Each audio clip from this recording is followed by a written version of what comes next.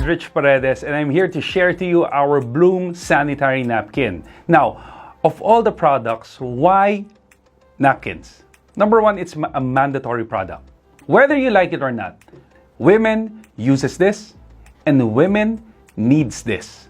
That's why when you talk about business, you should have a product that is recession-proof, that is lockdown-proof. Anything that happens in the world, women will still be using napkins. And when it comes to business, wow, that is such a gold mine. And I'm sharing to you this because we believe everywhere and anywhere in the world, women should know about this and should change their brand for something better. So let me share to you our Bloom Sanitary Napkin. So now I'm going to be starting it off with the packaging itself. Okay, so the packaging, if you notice, it's made out of food grade aluminum foil. Now when you open it, you take out the napkins, and the good thing is it's resealable. It means no bacteria, no virus, no dust will actually come into your napkins. It's literally safe. And unlike with the napkins that you buy outside, most of them is just plastic. Now, when you open it up, it's not resealable. So it's literally exposed.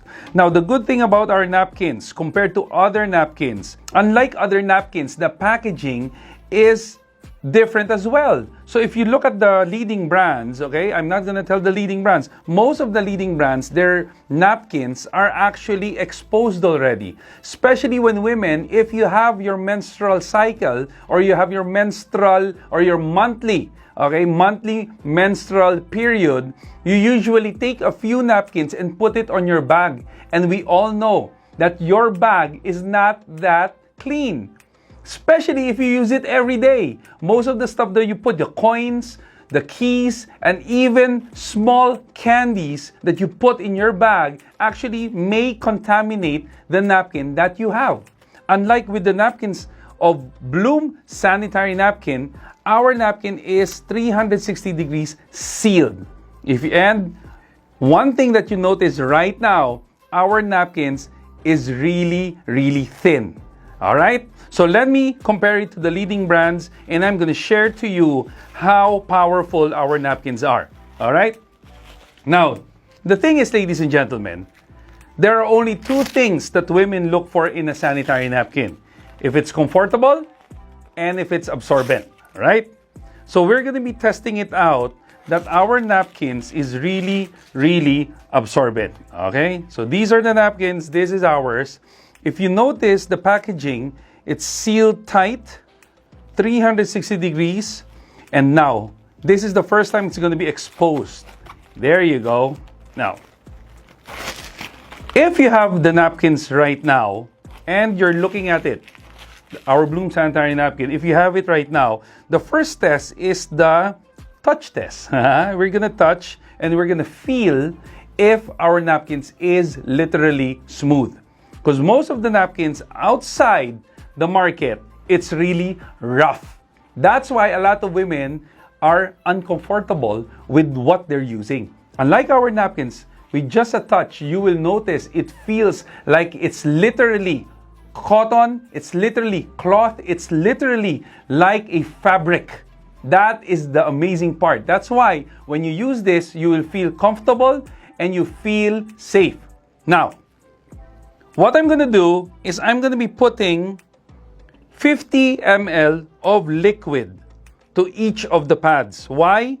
Because when a woman menstruates, 30 to 80 ml of blood comes out every menstrual cycle. So usually it takes around 3 to 5 days, the blood that's going to come out. So I'm going to be using 50 ml just to see and just to show you how wonderful our product is. All right, are you ready? Here you go. There you go. So of course, once the menstruation starts, you cannot stop it. There's no way that you can stop it until the cycle ends.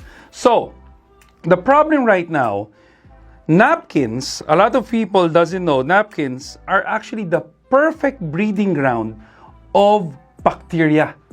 Did you know that it only takes around less than 2 hours for the bacteria to literally invade the whole napkin? Wow, you like that word? Invade. Invade the whole napkin, and really, how would you know if the bacteria is there?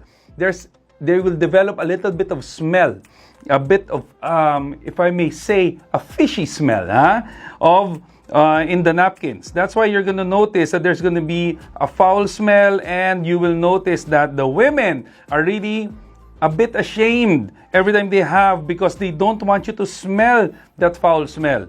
Now, I keep on talking about smell. But anyway, why do I say that? Because 100% when they use our napkin, it's dry, it's comfortable, and it doesn't smell. Is that good news? Okay? Is that good news? Why? Because it has a function, and I'm going to be sharing to you a little bit about the function in later in this video. Now, so how do we test if our product is dry and the others are wet? Simply use tissue, and you will notice here.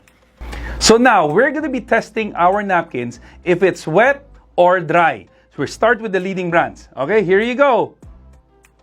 Oh my God! Now look at this. Look at this. Can you imagine if this is blood, right? Imagine if this is blood, it actually touches the women's private part. Now, if it has blood, it has bacteria, do you think the woman can get infected? Yes, 100%. Whether you like it or not, women are so exposed to all of this bacteria, all of these infections. It's because the woman's private part is open. It can literally go inside. That's why don't be surprised they have dysmenorrhea. They have UTI. They have certain infections. Even to the point it becomes cervical cancer. If you think about it, our grandmothers, they don't have any problems like that. Why? Because they use cloth. Before, in the olden times, they used cloth. Now, when all of these napkins came out, most of the women right now are getting sick. And right now, the second killer of women is actually cervical cancer. Is this making sense? Yes? Thank you so much. Now, with our napkins, okay, I'm gonna dry it off, okay? I'm gonna dry it off. With our napkin, the good news is, even if I press it, see? It's still dry. Ah, isn't it wonderful? How many of you, especially the ladies, how many of you ladies would rather have a dry napkin rather than a wet napkin? Yes, okay? So this is one of the best selling points of our product. It keeps you dry. Is that good? Yes. Now, let me share to you what's inside of the sanitary napkins. I'll just really make this quick. Number one is napkins right now are made out of plastic. That's why the irritations, okay? It's very irritating when you use it. It causes rashes, it causes darkening, it causes a little bit of blemishes, and that's why women are really uncomfortable. Now, a lot of women, they don't know what's inside of a napkin, and to my surprise, the first time I saw this, they're not actually using any cotton right now. They're actually using paper. Can you imagine? Paper! And right now, napkins, of course, where do you get paper? They don't get it from trees anymore. They actually get it from recycled material. So most of the napkins that you're using right now is recycled. Wow! And the last part of the napkin, here, the last part is also plastic. That's why you feel the heat, you feel that all of the pungent smell actually is all kept here. And where does it go? It goes back to you. The problem is all the chemicals that's inside the napkin, it goes back to you. And imagine the napkins with paper. Of course, when you recycle paper, what usually comes out? It's actually brown. Why is this white? Because they bleach it. That is another problem. Another chemical that is inside the napkins. That's why a lot of people get infected. Are you learning? Thank you so much. Now, the napkin in this brand, it has paper, it has plastic, and you'll notice there's a little bit of crystals. Okay, can you see it? There's a little bit of crystals. This one is what we call it silica gel. All right, you find it in your bags, in your shoes, and most of the time, it is used to absorb moisture, and it takes out odor. The problem is you can see it in the pouch that it says do not eat, throw away, because the material itself is not good for your body. Can you imagine every month you've been using this and month by month it's trying to poison you? This is how scary it is. And the good news is, if there is a problem, we have the solution. So guys, we're going to be talking about the Bloom Sanitary Napkin, and I'm going to be sharing to you this powerful napkin. Is actually 8 layers. Now, the first layer, you're going to notice, it's actually like cloth. Literally, it's like cloth. It's like underwear. It's like an extension of your underwear. This part. Okay? Look at it. It's literally cloth. That's why when you use it, it's very, very comfortable. Now, the next layer is this one. This powerful, cute pink strip is actually our negative ion strip. The beauty with this, it has a powerful content of negative ions. Now, what does negative ion do? It suppresses the bacteria. That's why you will notice that there is no smell. Why? Because the bacteria didn't grow. It didn't multiply because of this powerful strip. Another thing that it gives energy. It also promotes really good blood circulation. And one of the things that we have with our sanitary napkin is this has antioxidant. And I'm going to share to you how to do the demonstration of the antioxidant. Good? Next is this one. Our napkin has a generous layer of cotton. Unlike with the napkins that you've seen a while ago, it only has paper. Ours has cotton. Here you go. See? Imagine our product has 100% cotton. Good? And another powerful layer is this one. This one is what we call the one-way strip. What it does, it lets the liquid penetrate, all right, and it has a locking system. That is why when you pressed a while ago, the liquid doesn't go up. Is that good news? So you are literally protected. And we have another layer, and this is the absorbent material. We are using food-grade gelatin. This is the gelatin that is made out of corn extract. It is literally edible. You can eat it. But please, after using it, please don't eat it, okay?